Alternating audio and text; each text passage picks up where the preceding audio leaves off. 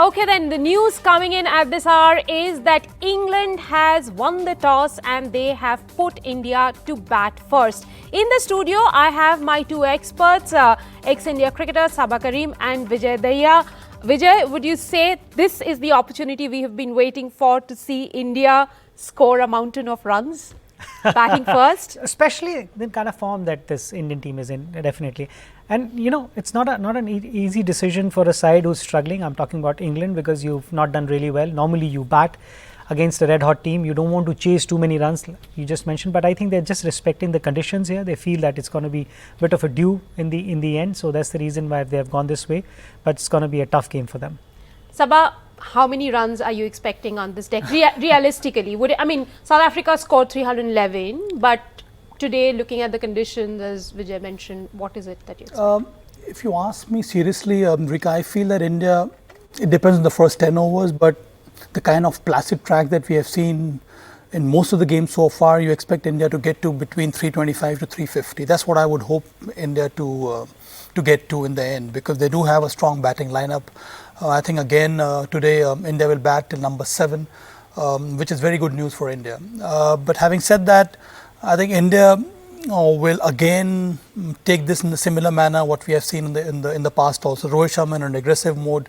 Shubman Gill, we have seen what he's capable of. Then you have number 3 Virat Kohli. It's such a strong batting line that you would expect India to get to that score, especially against English bowling attack that in most of the matches have been toothless. Their pace bowling without Reece Topley, they have struggled. Chris Wokes have gone for runs. Mark Wood has got the speed but hasn't found the right length. And Sam Curran has been quite a disappointment.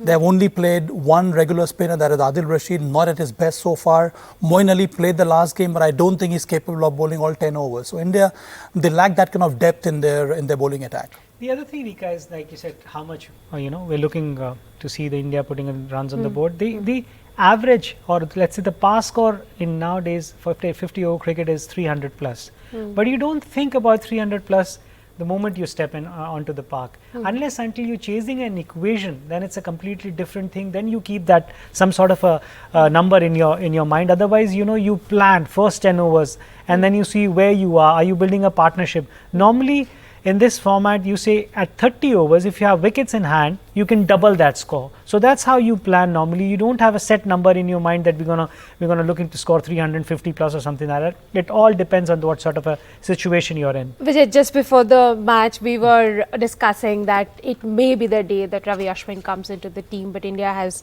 gone with an unchanged combination. It's the right combination to go with against England? Why to tinker with something when everything is working so well? And even if you look at this surface here on this ground, there will be a bit of a bounce. It's a newly laid surface, and some of the games that we have seen, 300 were scored easily. There was a bit of the reason why I was saying that it's the 4th game on this square. And there'll be definitely a bit of a wear and tear and everything, and you can keep that thing in your mind rather than giving pace to the England batsmen, which they like to face it rather than facing a spin. There wasn't a window of an opportunity if you wanted to do it. But on the other end, why to change it when everything is working so well for you? Sabah, would you say the biggest difference between these two teams now, in 2023 when they face against each other, the two bowling units? Yes, massive difference. I think India has gone ahead and picked 5 quality bowlers, wicket-taking bowlers. That has given ample opportunities to Rohit Sharma to rotate the bowlers as and when it is needed. And I think that is why we have seen that India's bowling contingent has performed admirably. And I think India has reached this stage 5 out of 5. It's more because of the effort put in by the bowlers. India hasn't had the chance to chase anything big. We have chased only in the vicinity of about 260, 270. And I think all that has happened because of India's super bowling performance. So I think India has done well to pack this kind of bowling attack, and all of them have done remarkably well, especially in the middle overs. I think that makes a big difference. The other teams, if you notice, they have at times used their part-time bowlers in the middle overs, so they get into a defensive kind of strategy, but not India. India has always looked to take wickets in the middle overs, and that has at times broken partnerships and have allowed India to restrict the opposition. Sabah, a few days ago I was talking to you about what would now be India's target, and you said one of India's targets would be to bat first, score a lot of runs. Would you then say that today is more like India challenging themselves than it being an English test for them? It is an English test, Rika, eventually. But I think just carrying on from what Vijay has mentioned, I think the openers, when you're setting a target, play a big role. So Rohit Sharma, Shubman Gill, the way they bat in the first 4-5 overs, that kind of sends a message to the other team members. Okay, this is the kind of track where you can score big. Then you look to have that kind of approach, that whoever goes into bat, they look to play aggressive cricket, and I think that's been the hallmark of India's performance so far. So whether it is Rohit Sharma, Shubman Gill, or a number 3 batter, in case India loses an early wicket, then the number 3 batter comes in, and the way that person bats, that gives again a very strong message. So I think India will be like that. They'll be calculative in the approach. But yes, I think if India can post a score of 300 plus 325, that will take another box for India. Because you know what, 3 games have been played so far. So the team that batting first, they have scored 311 in the first game. They have won quite easily in the end. Otherwise, if you get to a score of about 240, 250, 260, that becomes not so challenging for the team that is chasing, more so with the advent of dew. Virat Kohli will be sniffing his chance for that 49th 100 to equal the master. I think he's the kind of team man, he'll be hoping that, the team gets a good start. The people who are getting runs, especially Shubman Gill needs to get some more runs. That's the kind of approach he'll have, because he's led India and you have that sort of a thinking for your team. And he also understands very well this is a golden opportunity for this Indian team to win the World Cup one more time. So he'll be looking at the bigger picture rather than looking for his... that 100 will come, and that 100 will come in this World Cup only. I mean, it's just a matter which game, but that 100 will definitely come. There's no doubt about that. Sabha, let's talk a little bit about England, the world champions. They look very far from what they were in 2019. Has the English team lost interest in one-day cricket? What is it? There are a number of theories that have been floating around, isn't it? And there are numerous school of thoughts. If you hear some of the former, cricketers from England, they have their own theory. But in the end, the team they have picked, it is a champion side. All these players have been past masters or have been masters in white ball cricket. Unfortunately, things have not fallen in place for England. We can attribute numerous reasons to it. Number one is lack of preparation. This side have hardly played one-day cricket.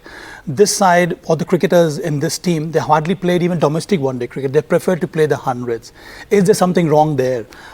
Since 2019 to this World Cup, overall, I think England has played only about 40-50 kind of one-day matches. So they have definitely lacked preparation, and they felt that the kind of form they've showed in T20 that will help them, do well even in this one-day cricket. But the dynamics are so different, and more so when you come to India. So you have to have that kind of thought process. Okay, you're going to India. This is the kind of combination you should have in mind. You should have at least 2 quality spinners who will pick wickets for you in the middle overs. Have another backup spinner.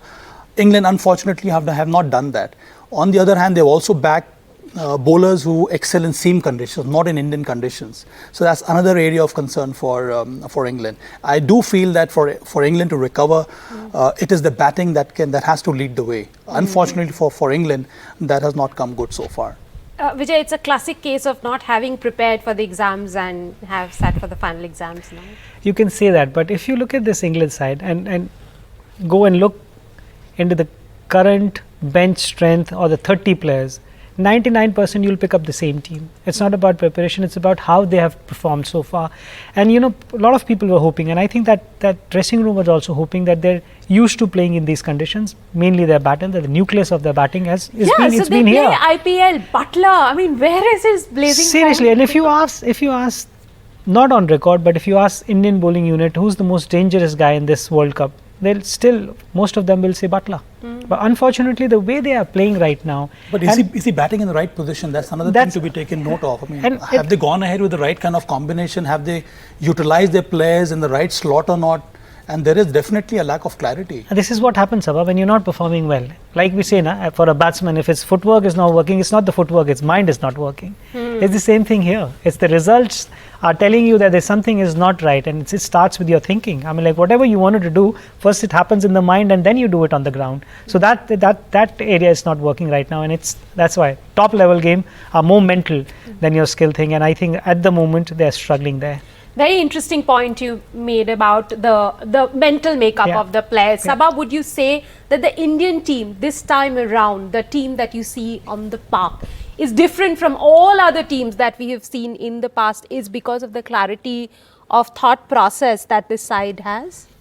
And the kind of security we see in the team environment. They have made the environment extremely conducive. And I think a big role played by Rohit Sharma there, the fact that he waited for Jasprit Bumrah, KL Rahul to come back, the kind of pattern we have seen in team selections. They have backed players, the team management has trusted players, so players feel that they belong to the side, and that is why we see this kind of camaraderie. Having said that, this has always happened to winning sides, but to win, you have to create that kind of conducive environment, which I think the team management has done. So hats off to both Rahul Dravid and Rohit Sharma, but sterner tests yet to come, Rika. So let's not jump the gun here. India in the past also. Like who can challenge them? No, I'm saying beat 2015 World Cup. We raced to the semi-finals. Beat 2019 World Cup. We had the same kind of environment. MS Dhoni as a leader, things are going so well for India. So I'm still very cautious. I feel that India's biggest challenge will come once we qualify for the semi-finals. And I think that is why there are a couple of areas here and there which needs to be ticked. For instance, Shreyas Iyer, while chasing, is he capable of delivering? While chasing, what about Shubman Gill? Leave aside Virat Kohli. Can we do that? Can we chase 300? Now today, batting first. Can we set a target? Can we get to 325? Can we get to 350? Because we see the other teams now, 388 being chased or closer to that chase. So can we achieve that? Do we have that kind of powerful batters at number 6, number 7 who can play those big shots or not? So these are things that is yet to be tested for India. But Vijay, everyone's beating England. So would India go in with this thought that everyone's beating England, we can also beat them? I think good teams don't make that mistake. You have to respect the opposition and who are we talking about? We're talking about the current world champions, that the way they have played so far. And I'm sure, I'm not guessing, I'm absolutely sure that Indian dressing room is not going to make that mistake. That they respect the game, that's why they're getting the decisions. They're respecting the conditions as well. And they very well know that it takes just one or two individual brilliance. When your team is struggling, you don't play as a team. What do you wait for? One guy to stand up, either it's a 5-wicket haul by someone or 150 or something like that, a great inning, and then that self-belief starts to come back. So I don't think so Indian team will make that mistake thinking that it's a walk in the park. Okay, before we close out the discussion, quickly Sabha, your X factor. Why do we have to have only one X factor? X factor from both India and England. For England, it has to be Jos Buttler. As a captain, he has to lead from the front. We at times forget that when you become the captain, your primary role remains to excel in your primary skill. I think at times, captain, because of this responsibility of leading the side, tend to forget that. Hopefully, England would be expecting Jos Buttler to fire today. For India, why not Rohit Sharma? I mean, the way he has batted, I want to see a big innings from him once again. I mean, the way he has led the side through his exploits with the willow, that speaks highly of his temperament and the kind of approach which he has brought into the side. Vijay, for you? Beginning or not, I want to see Rohit Sharma to play the way he's batting. I mean, like that statement, it started before the World Cup started. That third game is against Australia. The way he batted and said, all right, I'll take the pressure or I'll take the risk. And that's what you want to see in this game as well. And when it comes to bowling, I want to see Mark Wood because they're bowling first. He can hold that key. Home boy. Yeah, the home boy. And he's that kind of character also. That's LSG talking, by the way. Come on, I know. But I'm a little disappointed. I'm talking, at least I'm not quiet. You did not say KL Rahul being the X factor. Why not? Yeah, come on. Look, he's already done that. So he's in that book. First game against Australia, he made a statement that we are here. So I'm not just talking about here. You just talked about making this tournament more interesting or this particular match more interesting. I think England bowling unit needs to find someone. When you look around, Mark Wood is the only guy that you see that he can do that trick with that space, with the kind of temperament, the kind of character he is. So from England, it'll be Mark Wood, and India, I want to see the way Rohit is batting. Just continue like that. Well, we'll of course have to wait and see whether the wounded lions roar back or it is the march of the blue billions all the way. Time now for a quick break on the show. More on the other side. Stay